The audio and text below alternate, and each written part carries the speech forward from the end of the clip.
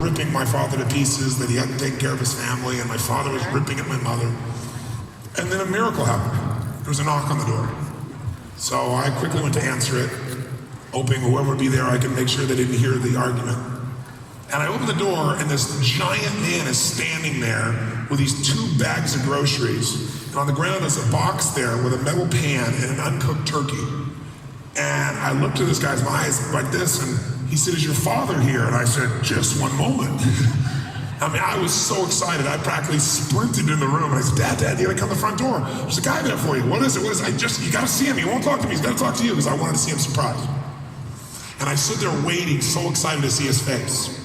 And when my dad opened the door, he didn't smile.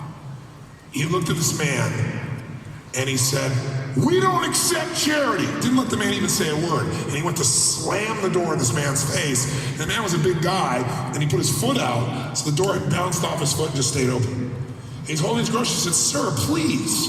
He said, "I'm just a delivery boy." He said, "Somebody knows you're having a tough time. Everybody has tough times. This is a gift from somebody who loves you. I don't even know what it is. Please take it." And my father said, "We don't take charity." He went to slam the door again. This time the guy put his shoulder there, so it didn't go anywhere. He said, Sir. He said, "Don't let your ego hurt your family." He pointed right at me. I thought my dad was gonna hit him. It was not a good thing to say, but it gave my dad nowhere to go. So he took the food, slammed it on the table, and slammed the door in the man's face and never even thanked him. And I was shocked. My dad stormed off, muttering a bunch of things. And I was dumbfounded. I didn't know what to think or what to feel. I mean, how could he not feel grateful for this? And what I learned, I didn't figure it out till later in my life, frankly. But remember I said earlier, your life is controlled by the decisions you make? What I later began to realize is there's 3 decisions you're making every moment of your life. You're making them right now while I'm speaking to you. And those 3 decisions are, number 1, you have to decide what you're going to focus on. In any moment of your life, you decide what to focus on, and what you focus on determines how you feel. So, what I try to tell people is, what's wrong is always available, isn't it? Isn't there always something wrong? It's not wrong here, it's wrong with someone else in your family, it's wrong somewhere else in the world. What's wrong is always available, but so is what's right. And it's a choice about what are you going to focus on, and you've got to decide that every moment you're alive. The second decision we all make is deciding what things mean, and that's where your life gets shaped and controlled. What does it mean? Because out of that come your emotions, and out of that comes a third decision: what are you going to do? So you're deciding, right now you're deciding what are you going to focus on. What does this mean, this conversation, and what am I going to do? And what I realized is my father and I had very different lives. Our lives turned out very differently. My father died about 3.5 years ago, and I don't have the same emotion about it anymore, but no one went to the funeral except me. My brother wouldn't go. My brother's a great guy. My sister wouldn't go. My mother wouldn't go. That gives you an idea of how he treated people and how they felt.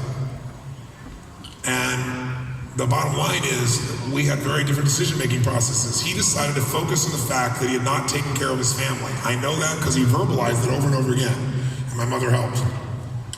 And then the second decision, though, the one was really horrible, was he decided that since he had not taken care of his family, he was worthless. And what he decided to do is, rather than figure a solution, his solution was get out of an environment where I feel worthless. So he decided to leave our family right there the next day. And at the time, it was the most painful experience. I cried, then I got angry, and I did that whole feeling sorry and then getting pissed off mode back and forth. It was devastating because I loved him. We all loved him. And my life turned out different because I made those 3 decisions that day differently. I decided to focus on the fact there was food. What a concept. Second thing I decided to do is I decided that the meaning of this, and that's what changed my life, the meaning I gave it was strangers care. I had never had that belief because my father always was, it's us against the world, and we're not part of the clique, and we're poor and they're rich, and all that story. And I started thinking, strangers care about my family, so I gotta care about strangers. Completely changed the direction of my life. I wouldn't be here if that event had not occurred. What I decided to do is I decided someday I was gonna find a way to get back in a similar way. And so I had my best shopping spree when I turned almost 18, 17 and a half, I guess it was. And I decided on Thanksgiving, I obviously wasn't that successful financially yet, but I decided it was time to find a way to do what someone had done for me. And to this day, I don't know who it is. And so I went to this grocery store and I got 2 baskets and I started putting in 2 of everything, and I was gonna get enough food for a couple families, 2 families, to be able to have 2 or 3 days of feasting. So sure enough, I bought as much as I could afford, and then I borrowed a friend of mine's old van, and then I put on an old t-shirt and a jeans, because I wasn't going to get the acknowledgement, but I wanted to make sure that it got delivered, and I wanted to see the impact of it without them having to thank me. And then I remember what my dad's experience was, so I thought, I'm gonna write a note, so this isn't misinterpreted. So I wrote a note that said, please accept this gift. You know, this is a gift from someone who's a friend and wants you to have a beautiful Thanksgiving. I love you, enjoy yourself, and if you can, someday do well enough that you can do this for someone else and pass on the gift. And I put love a friend. And then I called a church and said, do you know any families that are really hurting, but they're too proud to come to the church to get food or anything like that? And they told me 2 families. One family was a man and woman, they had 5 children, and he had lost his job, they had no money, no food. So I was juiced about helping the whole family in that situation. So I went, and I had, the place I was going, there were a lot of Latino people, and I didn't know if they'd speak English, so I had a friend of mine who was Spanish write down on the back in Spanish, you know, the same letter, so I could flip it over if they didn't speak. And so I got to this house, I'll never forget. I knock on the door, I got these 2 giant bags of groceries. This is like deja vu, right, in reverse. And I knock on the door, and this woman about this tall in front of me looks up at me holding these groceries, and she screams at the top of her lung, like jolted me. And then she grabs me and starts pulling my head down and trying to kiss my face. I said, no, it's delivery boy. She didn't speak any English, so I reached around, got the pocket, gave her the note, picked up the groceries again. She reads the note, and she starts bawling. She goes and starts to kiss me again. I said, no, delivery boy. She said, no, gift from God.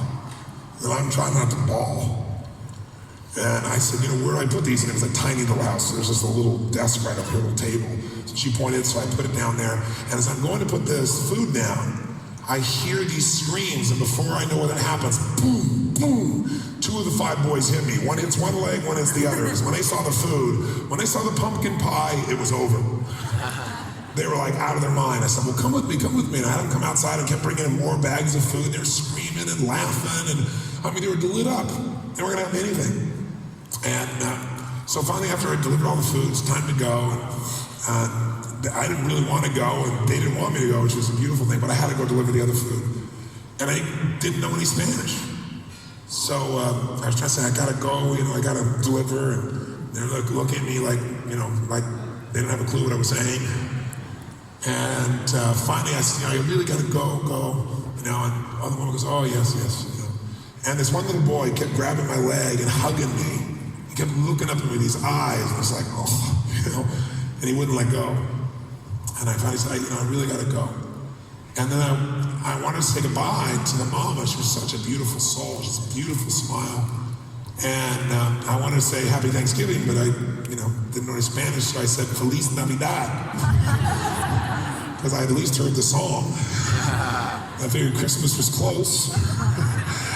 And she started laughing. She'd been smiling and then crying, and then she started laughing when I said Feliz Navidad, right? It's crazy. And I gave her a big hug, and I turned around and I got in the van. I was putting the thing in reverse. And as I did, I looked in the rearview mirror, and as I was doing it, behind me was the little porch. And there were all 5 kids, and these big grins on their faces, waving.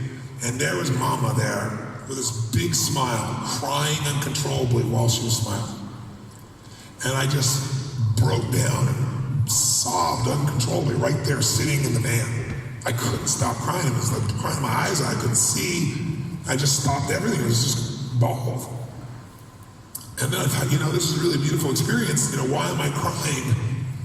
And I realized what this meant. I realized in that moment, first of all, I forgot to mention, her husband, I found out when I got there, had left her 2 days before with no money, no food, and left the family.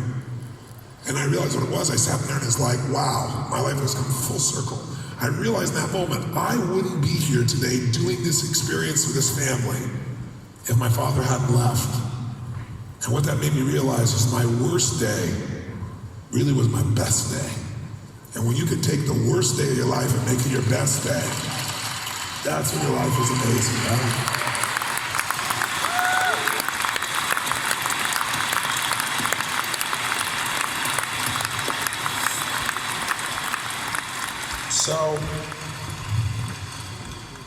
So the next year I was hooked, baby. This moved me. So next year I thought I'm gonna feed 4 families. That was a lot more work. The next year I did 8. And I didn't tell my friends about it because I wasn't doing it for acknowledgement. But after I got to 8, I started thinking I could use some damn help. So I told some of my friends, I said, look, it's about Thanksgiving, it's about giving thanks. How about we go build beautiful baskets of food and we all go deliver them, and then we come to my house, we'll have a big dinner together and we'll celebrate. But first we'll go give first.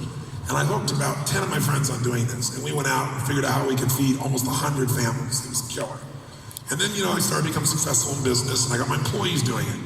And then about 15 years ago, I started the Anthony Robbins Foundation, and last year we fed more than 1 million people in 44 countries at Christmas time. Which is just a very cool thing, very cool thing.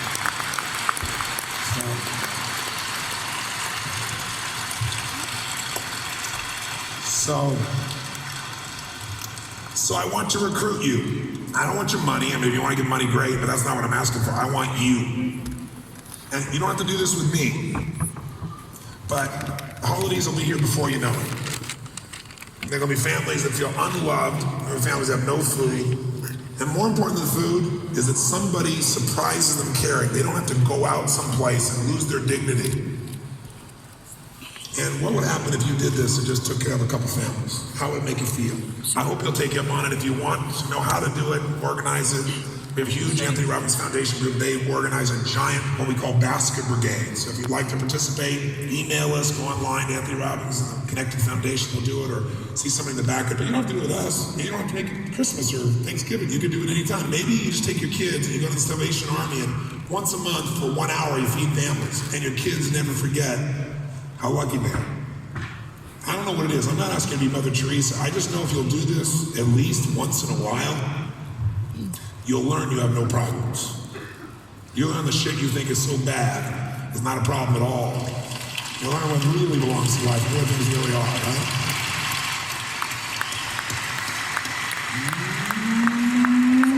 Yes.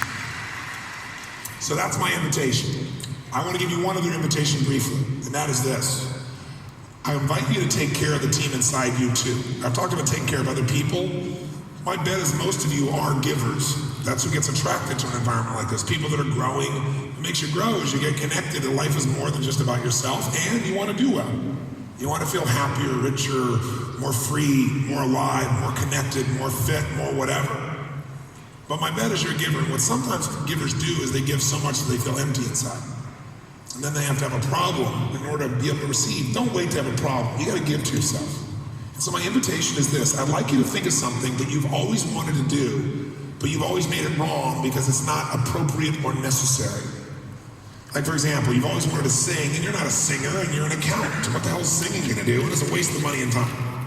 But you know what I've learned? If there's a part of you who wants to sing, and you don't sing, you always feel a little empty.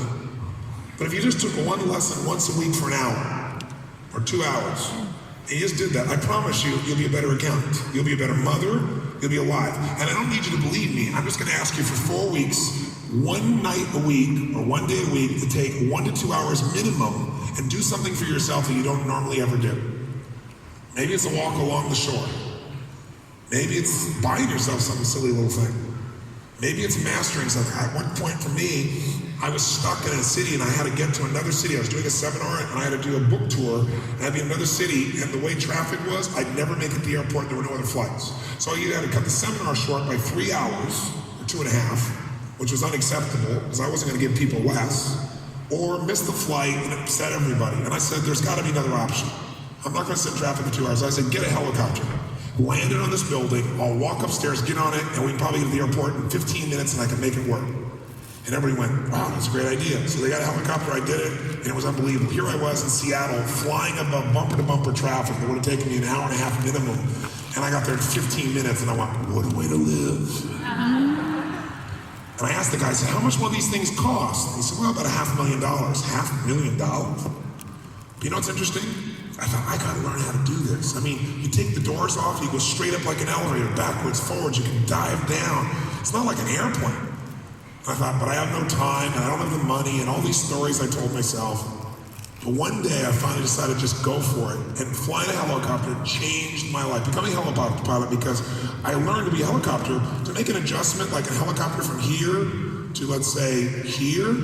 You make such a small move, you wouldn't see it in my hand. It's more thought. If you went from here to here, all it would take is this much movement in a helicopter, from here to here, and you'll be like that. So I had to learn how to be calm. I didn't know how to be calm before, right? How to be happy and calm. And I'll tell you something, it added a dimension of my life, plus taking my friends and, jumping down and flying down on the edge of the ocean as a curling wave comes and like crash underneath you. I mean, it's like I thought, if I was in my rocking chair and I'm 80 years old, and I could have lived like that, and I didn't, I could have all those years sharing that, that's stupid. I will find the time and money, and I did it. Changed my whole life. It was a gift I gave myself. Give yourself a gift. I want you to think of one thing you'll give yourself for 4 weeks, for at least a couple hours, and after that you can decide whether it's worth it or not. How many want to do that? Because you got to be filled up to be able to give back. How many want to do this? Say I. And here's my last invitation or challenge. In fact, before I tell you, stand back up just for a second. Put your books down.